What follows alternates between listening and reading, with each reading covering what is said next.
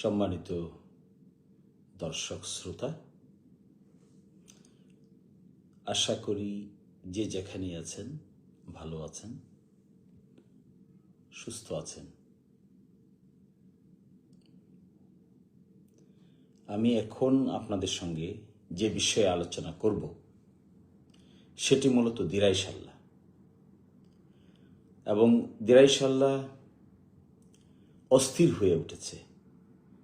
আইন শৃঙ্খলা পরিস্থিতির অবনতি হয়েছে, বলতে গেলে চরম অবনতি হয়েছে। মার্ডার হচ্ছে, সিঙ্গেল মার্ডার, ডাবল মার্ডার হচ্ছে, এবং অল্প কিছুদিনের ভিতরে বেশ কয়েকটি গ্রামে অস্থির অবস্থার তৈরি হয়েছে। আমি ঘুরে আসলাম গতকালকে রাতে, ঢাকায় এসেছি। এই সমস্ত জায়গায় অনেক অনেক অসুবিধার তৈরি হয়েছে।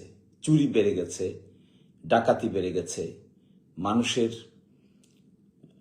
গৃহস্থালিক কর্মকাণ্ডের উপর বিরাট আঘাত এসেছে, পানিতে নিয়ে গেছে।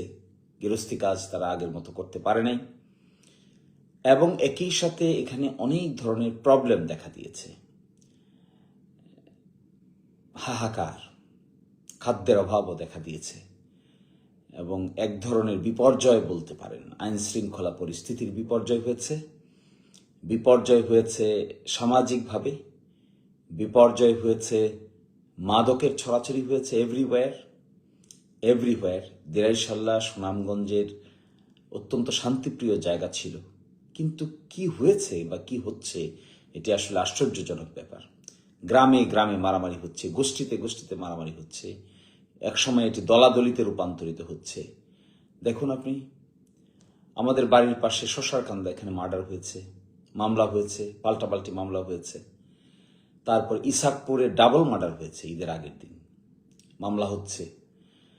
তারপরে রফিনগরে মার্ডার হয়েছে, সাদিরপুরে মার্ডার হয়েছে অন্যরকম, মানে একজন নারী একটি আঘাতে মৃত্যুবরণ করেছেন, সেটি পৌরসভার ভিতরেই। এই যে এক অস্থির অবস্থার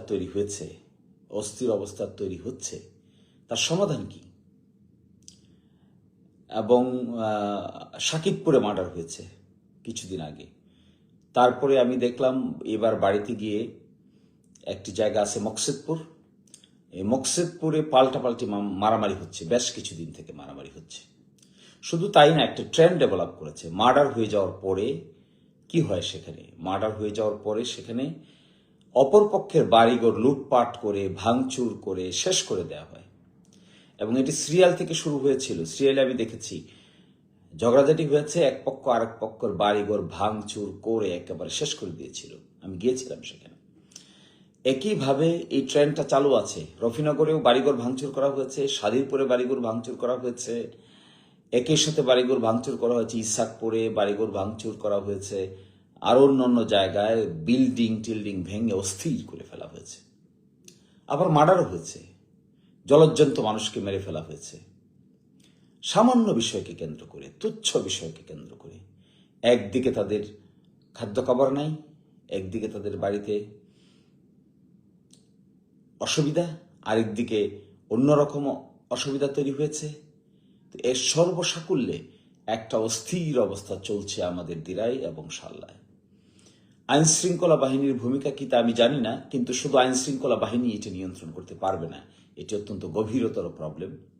এই প্রবলেমটাকে অ্যাড্রেস করতে গেলে সার্বক্ষণিক সকলে মিলে প্রচেষ্টা চালাতে হবে। অস্থির এই অবস্থা থেকে মুক্তি করতে হবে। সুনামগঞ্জের যিনি এসপি সাহেব আছেন, আমি তাকে অনুরোধ করব, দিরাই এবং শাল্লায় যে দুইজন ওসি সাহেব আছেন তাদেরকে অনুরোধ করব, সামাজিকভাবে আপনারা মতবিনিময় প্রক্রিয়া চালু করুন। আইন এবং ল অ্যান্ড অর্ডার সিচুয়েশনকে ভালো করতে গেলে একটি সম্প্রীতির পরিবেশ তৈরি করতে হবে। সকলকে নিয়ে বসতে হবে, আলাপ আলোচনা করতে হবে। দলীয় লেজুর বৃত্তি বন্ধ করতে হবে। একদলীয় লেজুর বৃত্তি কিন্তু আপনি এইগুলোকে উস্কিয়ে দিবে, অপরাধকে উস্কিয়ে দিবে। মাদকেরও ছড়াছড়ি দেখে আসলাম আমি। মদ বানাচ্ছে, প্রকাশ্যে মদ বানাচ্ছে। একইভাবে দেখে এসেছি আমি, ইয়াবার লেনদেন হচ্ছে। খুবই খুবই খারাপ পরিবেশ তৈরি হয়েছে আমাদের এই অঞ্চলে। আমি প্রশাসনকে বলবো, আপনারা গুরুত্ব দিয়ে কাজে হাত দেন। শুধুমাত্র থানায় বসে থেকে আর রাজনৈতিক দলের নেতৃবৃন্দের সাথে আলাপ আলোচনা করে এগুলোর মোকাবেলা করতে পারবেন না। এগুলোর জন্য সামাজিক এবং সার্বক্ষণিক এক ধরনের মনিটরিং সিস্টেম চালু করতে হবে। কাজটি সহজ নয়, কাজটি কঠিন। আরেকটি বিষয় আমি দেখতে পাচ্ছি যে একটা একক কর্তৃত্ব তৈরি করার চেষ্টা করা হচ্ছে কোনো একটি দলের, এবং তাতে মানুষের মধ্যে ক্ষোভও জন্ম নিয়েছে। তো সর্বসাকল্যে সমাধান কি? সমাধান প্রশাসন একা পারবে না, রাজনৈতিক দলের লোকেরাও একা পারবে না। এটি একটি সামাজিক আলাপ আলোচনার পরিবেশ তৈরি করতে হবে। সিরিজ অফ আলাপ আলোচনা। মানুষের সম্পর্ক খারাপ হয়ে গেছে, গোষ্ঠীগত সম্পর্ক খারাপ হয়ে গেছে, ইউনিয়ন সম্পর্ক খারাপ হয়ে গেছে, গ্রামে গ্রামে আবার একই ধরনের প্রবলেম দেখা দিচ্ছে। ফলে চলেন আইন শৃঙ্খলা বাহিনী সহ সকলেই দিরাইশাল্লায় নজর দেন। এসপি সাহেব নজর দেন, ডিভিশনাল কমিশনারকে বলবো আপনারা নজর দেন। এতগুলো মার্ডার হয়ে যাওয়াটা স্বাভাবিক নয়, কখনো এটাকে স্বাভাবিক বলা যায় না। ওসি সাহেবরা নজর দেন, রাজনৈতিক দলের নেতৃবৃন্দরা নজর দেন, এবং সামাজিক নেতৃবৃন্দ যারা আছেন, ধর্মীয় সামাজিক নেতৃবৃন্দ যারা আছেন, তাদেরকে ওইখানে এঙ্গেজ করেন, সর্বতভাবে এঙ্গেজ করেন। অন্যথায় এই সিচুয়েশন দিনকে দিন খারাপ হতে থাকবে। আমাদের অনেক কিছুই ধ্বংস হয়ে যাবে, ফেব্রিক ধ্বংস হয়ে যাবে সমাজের।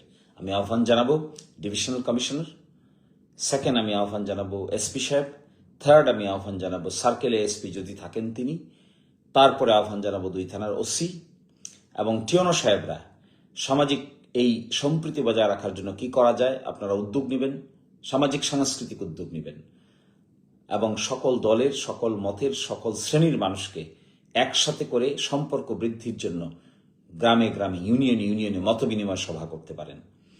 আর তারপরে একটি সৌহার্দ্যের পরিবেশ ফিরিয়ে আনতে হবে, আর না হয় বসবাস অনুপযোগী হয়ে যাবে। সেকেন্ড হলো চুরি ডাকাতি বেড়ে গেছে, এই ব্যাপারে কার্যকর ভূমিকা নেন। আর থার্ড হলো মাদকের ছড়াছড়ি দেখে আসলাম, এই ব্যাপারে যদি কার্যকর উদ্যোগ দিতে না পারেন তাহলে তো সমাজে বসবাস করাটাই কঠিন হবে। কোনো পুলিশের বিরুদ্ধে আমি অভিযোগ শুনে এসেছি, তারা ঘোষ লেনদেন করছেন। 2-4 জন আমাকে ফার্স্ট হ্যান্ড ইনফরমেশন দিয়েছেন, যারা নিজেরা ঘুষ দিয়েছেন, যারা নিচ্ছেন, যারা থানাগুলোকে আবার এই লাইনে পরিচালিত করার চেষ্টা করছেন, তারা সতর্ক হন। অন্যথায় মানুষের ক্ষোভ দিন দিন বাড়তে থাকবে। ভালো থাকুন, সুস্থ থাকুন।